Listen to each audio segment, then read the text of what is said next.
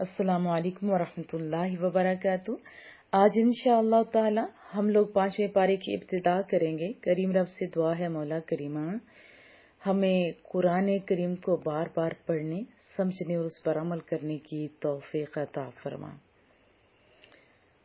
اعوذ باللہ من الشیطان الرجیم، بسم اللہ الرحمن الرحیم۔ والمحصنات، اور خامدوں والی اور شوہر والی۔ محصنات کا لفظی معنی ہوتا ہے محفوظ، پرہیزگار عورتیں جو بیاہی ہوئی ہوتی ہیں۔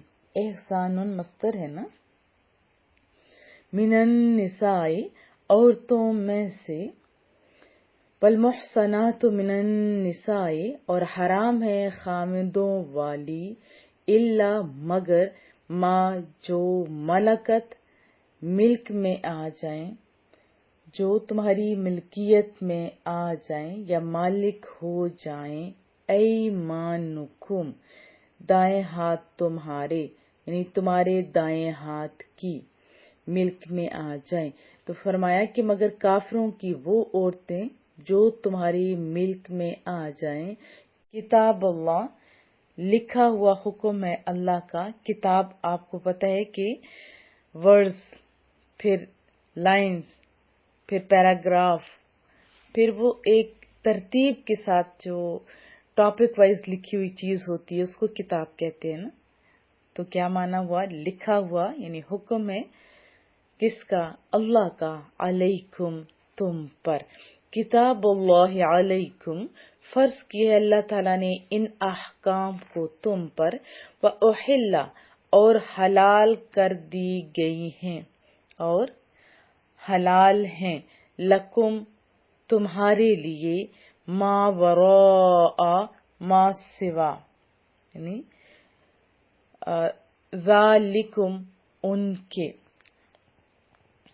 وَأُحِلَّ لَكُم مَّا وَرَاءَ، اور حلال کر دی گئی ہیں تمہارے لیے، ما سوا ان کے، ذالکم ان کے، یہ کہ تبتغوا تم چاہو، تم طلب کرو، بِأَمْوَالِكُمْ اپنے مال سے، اپنے مال سے یا اپنے مالوں کے ذریعے، محسنین پاک دامن بنتے ہوئے۔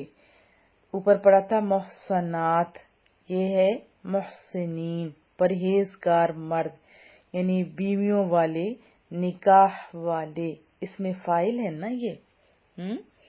محسنین پاک دامن بنتے ہوئے، غیر نہ کہ مصافحین زناکار بنتے ہوئے۔ مصافحتن اس کا مصدر ہے، نہ کہ زناکار بنتے ہوئے، شہوت رانی کرنے والے، یعنی شہوت رانی کرنے والے کو مصافحین کہتے ہیں نا۔ تبتغوا باموالکم محسنین غیر مصافحین، تاکہ تم طلب کرو، چاہو، تلاش کرو ان کو اپنے مالوں کے ذریعے، پاک دامن بنتے ہوئے، نہ کہ زناکار بنتے ہوئے۔ فما پس جو استمتعتم تم نے لطف اٹھا لیا ہے یا لطف اٹھایا ہے، فائدہ اٹھایا ہے تم نے، بہی ان سے، یعنی ساتھ ان کے جو تم نے فائدہ اٹھایا ہے، من ہن ان سے، ہن کی ضمیر راجع ہو رہی ہے پیچھے نساء کی طرف، عورتوں کی طرف۔ فآتوہن تو دو ان کو، اجورہن اجرت ان کے، مہر، فریضہ جو مقرر ہیں، یعنی مقرر کردہ مہر ان کے۔ فمستمتعتم بہ منہن فآتوہن اجورہن فریضہ، پس جو تم نے لطف اٹھایا ان سے تو دو ان کو ان کے مہر جو مقرر ہیں۔ ولا جناح، اور نہیں کوئی گناہ، اور نہیں کوئی حرج، علیکم تم پر، فیما جس چیز پر، تراضیتم تم آپس میں راضی ہو جاؤ، تراضیتم تم باہم رضامند ہو جاؤ، راضی ہو جاؤ، بہی جس سے یا جس پر، من سے بعد فریضہ مقرر کیے ہوئے مہر، ولا جناح علیکم اور کوئی گناہ نہیں تم پر، فیما تراضیتم بہ من بعد الفریضہ اور کوئی گناہ نہیں، کوئی حرج نہیں تم پر جس چیز پر تم آپس میں راضی ہو جاؤ مہر کیے ہوئے جو مقرر ہے اس کے بعد، ان اللہ بے شک اللہ تعالی کان ہے علیمن علیم ہے، جاننے والا ہے، حکیمن حکیم ہے، حکمت والا ہے، ان اللہ کان علیمن حکیما بے شک اللہ تعالی علیم ہے، بے شک اللہ تعالی حکیم ہے، حکمتوں والا ہے۔ وضاحت جان لیتے ہیں۔ آپ جانتے ہیں کہ چوتھے پارے کے اینڈ میں ہم لوگ کن کا پڑھے تھے؟ ان عورتوں کا یہ بیان تھا نا جن سے نکاح حرام ہے۔ پارہ تو ختم ہو گیا تھا، کمپلیٹ ہو گیا تھا، لیکن سورۃ النساء جاری تھی۔ تو جن عورتوں کا بتایا جا رہا تھا کہ جن سے نکاح حرام ہے، تو وہی بیان جاری ہے کہ وہ عورت جس کا شوہر ہو اس سے بھی نکاح حرام ہے، اس سے بھی نکاح حرام ہے، یعنی وہ دوسرے مرد پر اس وقت تک حرام ہے جب تک کہ پہلے کے نکاح یا اس کی عدت میں ہو۔ ہاں، یہ بات ذہن نشین رکھیں کہ کافروں کی وہ عورتیں جن کے مسلمان مالک بن جائیں، یعنی جو جنگ کے دوران آپ کے قبضے میں آ جائیں، تو وہ حلال ہیں۔ اس کی صورت یہ ہے نا کہ میدان جنگ سے کفار کی عورتیں گرفتار ہوا کرتی تھی، اور ان کے جو شوہر تھے، یا ابھی بھی عورتیں گرفتار ہو جائیں اور ان کے شوہر دارالحرب میں ہوں، تو بادشاہ اسلام یا جو لشکر اسلام کا لیڈر ہوتا ہے نا، وہ ان عورتوں کو مجاہدین میں تقسیم کر دیتے ہیں، اور جو قیدی عورت جس مجاہد کے حصے میں آتی ہے وہ اس کے لیے حلال ہوتی ہے، کہ مختلف ہونے کی وجہ سے اس کا چونکہ ملکیت مختلف ہو گئی، تو اس سبب سے اس کا جو پہلا نکاح ہوتا ہے وہ آٹومیٹکلی ختم ہو جاتا ہے۔ ہاں، اگر وہ عورت حاملہ ہو تو اس سے تعلق جائز نہیں ہوتا، اور پھر جب قبضے میں بھی آ جاتی ہے تو ایک طہر کے بعد پھر ان سے تعلقات قائم کیے جاتے ہیں۔ آپ سب جانتے ہیں کہ جنگی قیدیوں کے ساتھ جو سلوک پہلے بھی ہوتا تھا اور آج بھی ہوتا ہے، وہ تو کسی سے بھی ڈھکا چھپا نہیں۔ اتنا ظلم، اتنا ستم ڈھائے جاتے ہیں کہ تصور بھی نہیں کیا جا سکتا۔ لیکن اسلام، قربان جاؤں میں محبوب کریم پر، ہمارا دین اتنا پیارا، اتنا خوبصورت حال بتا رہا ہے کہ جس کی کوئی مثال نہیں۔ یہ تو جنگی قیدیوں کی بات ہو رہی ہے نا، کہ جب وہ غلام ہو جائیں، ان کی عورتیں لونڈیاں بن جائیں تو پھر، لیکن ساتھ ساتھ یہ بھی بتایا گیا، احکامات اگر آپ پڑھیں قرآن و حدیث میں تو آپ کو اور پیار ہے۔ حکم کیا دیا جا رہا ہے کہ نہ انہیں بھوکا پیاسا رکھا جائے، نہ انہیں اذیتیں دی جائیں، نہ ہی دن رات ان سے جبری مزدوریں لی جائیں۔ کیا کیا جائے پھر؟ حکم ہے کہ حسن سلوک کیا جائے۔ لیکن یہ بھی ذہن نشین رہے، یہ ایک صورت بیان ہوئی، بارہا جگہوں پہ یہ بھی بتایا گیا کہ فدیہ لیے بغیر یا فدیہ لے کر انہیں چھوڑ دو۔ یعنی قرآن و حدیث میں ہمیں یہ بھی ترغیب دی گئی کہ فدیہ لیے کے بغیر یا اس کے ساتھ، یعنی فدیہ لے کے آپ انہیں آزاد کر دو، اور آزاد کرنے پر ثواب کی بے شمار بشارتیں بھی سنائی گئی۔ جنگی قیدیوں کو لونڈی یعنی غلام بنانا لازم نہیں ہے، لیکن بس اجازت ہے، کیونکہ انہوں نے جو کیا، یہ تو کچھ اصول، کچھ رواج تھے پہلے جو آہستہ آہستہ بہر طور پر ختم بھی ہو گئے۔ یہ بات بھی ذہن نشین رہے کہ جنگی قیدیوں کو لونڈی، غلام بنانا لازمی قرار نہیں دیا، بلکہ مکافات عمل کے طور پر صرف اجازت دی گئی تھی، کیونکہ اس دور میں جنگی قیدیوں کو لونڈی غلام بنانے کا رواج تھا، جیسے اوپر ہم نے تذکرہ کیا تھا نا، پڑھا تھا ہم لوگوں نے، سنا تھا ہم لوگوں نے. تو لیکن آہستہ آہستہ ان طریقوں میں بھی یعنی آپ کہہ سکتے ہو تبدیلیاں آئیں اور پھر ختم بھی کیے گئے. پھر ہم نے اس آیت میں پڑھا وَأُحِلَّ لَكُم مَّا وَرَاءَ ذَلِكُمْ. ہم چوتھے پارے کے اینڈ سے پڑھ رہے تھے وہ عورتیں جو کہ آپ پہ حلال نہیں ہیں، یعنی جن کے ساتھ نکاح حرام ہے.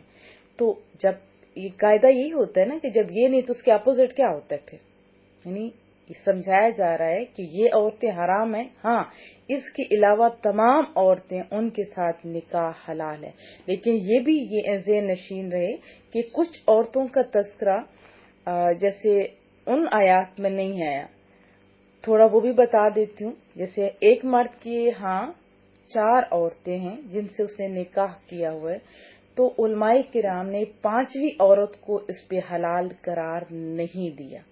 اسی طرح مشرکہ عورت سے نکاح، 3 طلاق دینے کے بعد حلالہ سے پہلے اسی عورت سے دوبارہ نکاح. اسی طرح پھوپھی، بھتیجی، خالہ، بھانجی کو ایک شخص کے نکاح میں جمع کرنا. اسی طرح طلاق یا وفات کی عدت میں نکاح حرام ہے. البتہ ان سے ہمیشہ کے لیے نکاح حرام نہیں ہے. نکاح میں جو رکاوٹ ہے وہ آپ اچھی طرح جانتے ہیں، جب وہ ختم ہو جاتا ہے تو پھر نکاح بھی جائز ہے. اور اس میں بتایا کہ ان تبتغوا باموالکم، تم اپنے مالوں کے ذریعے تلاش کرو. کیا عورتیں تلاش کرو غلط کام کے لیے؟ نہیں. بتایا گیا کہ عورت سے نکاح مہر کے بدلے کیا جائے. آج کے دور میں آپ نے اپنا بھی محاسبہ کرتے جانا ہے، آج کیا کچھ ہو رہا ہے اور احکامات کیا ہیں وہ بھی ذہن نشین رہے. عورت سے نکاح مہر کے بدلے کیا جائے، اور اس نکاح سے بھی مقصد کیا ہے؟ کیا مقصد ہے؟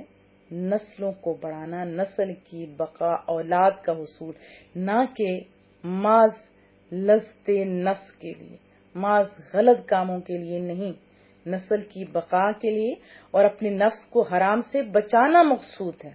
تو یہاں کن کو تنبیہ کی جا رہی؟ جو غلط کام کرتے ہیں، جو غلط کام کرتے ہیں ان کو تنبیہ کی جا رہی ہے. ان کا مقصد کیا ہوتا ہے؟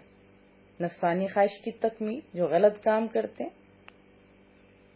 اور پھر اپنی صحت برباد کر دیتے ہیں، پیسہ برباد کر دیتے ہیں، دنیا خراب کر دیتے ہیں، آخرت خراب کر دیتے ہیں. تو ان لوگوں کو ذہن میں رکھنا چاہیے کہ اس کی سزائیں بھی بہت زیادہ ہیں. تو یہاں جو بتایا گیا ہے نا، یہ ذہن نشین رہے، ہمیشہ حلال کھانے کی عادت ڈالیں، حلال کھانے کی عادت ڈالیں، ذہنی بھی سکون ہوتا ہے اور پھر دنیا اور آخرت میں بندہ سرخرو بھی ہوتا ہے. جو غلط کام کرتے ہیں وہ عارضی لذت تو پا لیتے ہیں، لیکن ضمیر کے مجرم ہوتے ہیں، اللہ اور اس کے رسول کے مجرم ہوتے ہیں.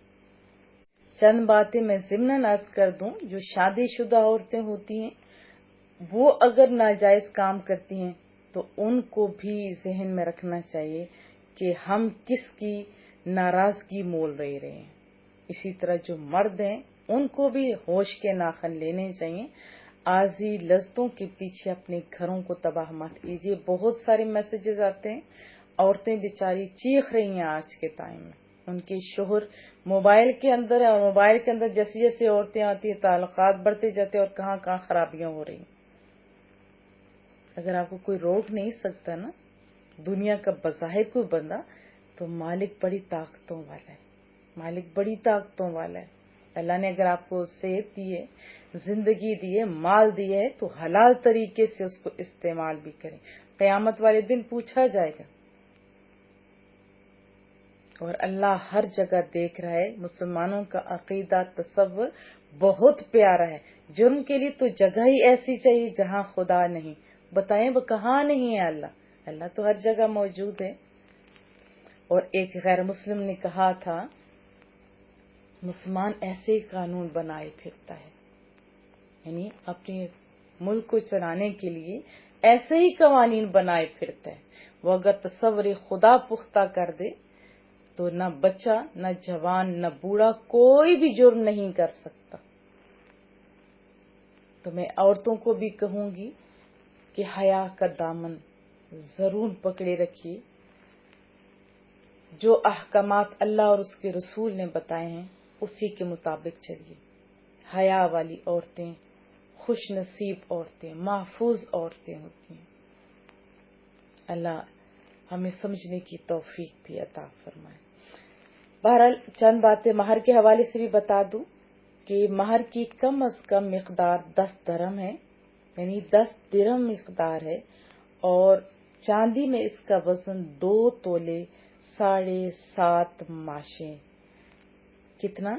2 تولے 7.5 ماشے چاندی کی. چاہے اس طرح کی چاندی دے دی جائے یا اس کی قیمت جتنی ہوتی ہے یہ کم از کم ہے، اور زیادہ کی کوئی حد نہیں.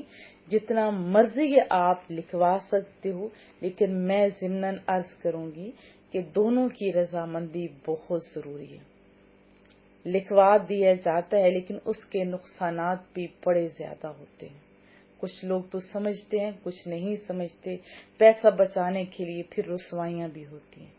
ٹھیک ہے، زیادہ کی کوئی حد نہیں، لیکن خوش دلی سے جتنا دیا جائے وہ بہتر ہے. یہاں شرعی جو مہر ہے وہی ادا کیا جائے.